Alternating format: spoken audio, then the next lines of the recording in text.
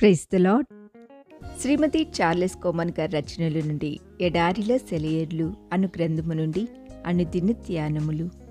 మృతులలో నుండి సజీవులు అనుకొని మిమ్మును మీరే దేవునికి అప్పగించుకొనిడి. రోమిల్కి రాసిన పత్రిక 6:13.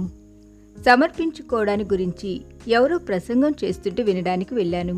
ప్రత్యేకంగా నాకు ఏ సందేశము దొరకలేదు. కానీ ఆ ప్రసంగికుడు ప్రార్థించడానికి మోకాళ్ళుని ఈ మాట అన్నాడు: ప్రభు, మా కోసం చనిపోయిన మనిషిని మేము నమ్మడం సబబే కదా.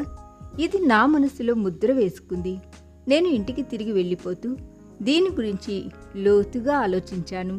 నా జీవితంలో సమర్పణకి అర్థం ఏమిటి అని మనసులో ధ్యానించాను. రోడ్డు మీద వినవస్తున్న వాహనాల రణగొణ ధ్వనుల గుండా నాకు సందేశం వినిపించింది: నీకోసం చనిపోయిన మనిషి మీద నువ్వు నమ్మకముంచు.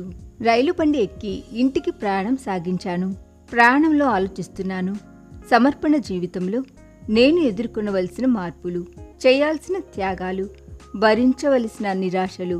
భయమేసింది. ఇల్లు చేరుకొని నా గదిలోనికి వెళ్ళి మోకరించి ప్రార్థించాను.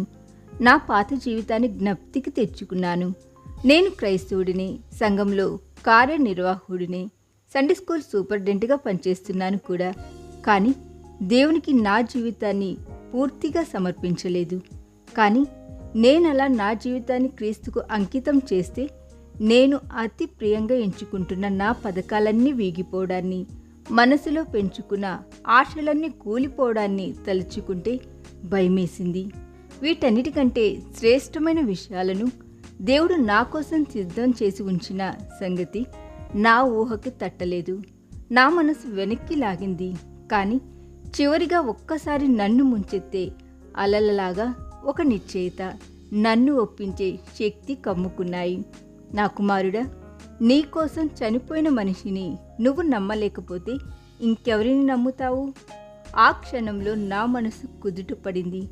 నా కోసం చనిపోయేటంతగా నన్ను ప్రేమించిన మనిషి తాను రక్షించిన వాళ్ళను అన్ని సమయాల్లోనూ నమ్మకంగా రక్షించడానికి అన్న ధైర్యం వచ్చింది. నీకోసం చనిపోయిన వ్యక్తి మీద నీకు నమ్మకముందా?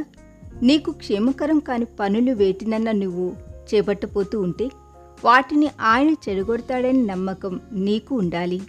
నీకు మంచిని, దేవునికి మహిమను తెచ్చిపెట్టే వాటికి ఆయన సహాయం చేస్తాడని నమ్మాలి. ఈ లోకంలో నీకు ఏది మంచి మార్గమో దాని వెంట ఆయన నిన్ను నడిపిస్తాడని నిరభ్యంతరంగా నమ్మవచ్చు. దేవుని గొర్రెపిల్ల, ఇదిగో వస్తున్నాను. హద్దులని కూలద్రోసి అడ్డులేని నీ ప్రేమ బాటలోకి, నీలోకే ఇదిగో వస్తున్నాను. ఈ లోకంలో జాగ్రత్తగా కాపాడుకొని తీసుకువెళ్ళిపోయేది కాదు మన జీవితం. అది ఈ లోకంలో ఖర్చు పెట్టవలసిందే. ఈ దిన ధ్యానము మనందరి ఆత్మీయ జీవితమునకు ఆశీర్వాదకరముగా ఉండునుగాక. ఆమేన్.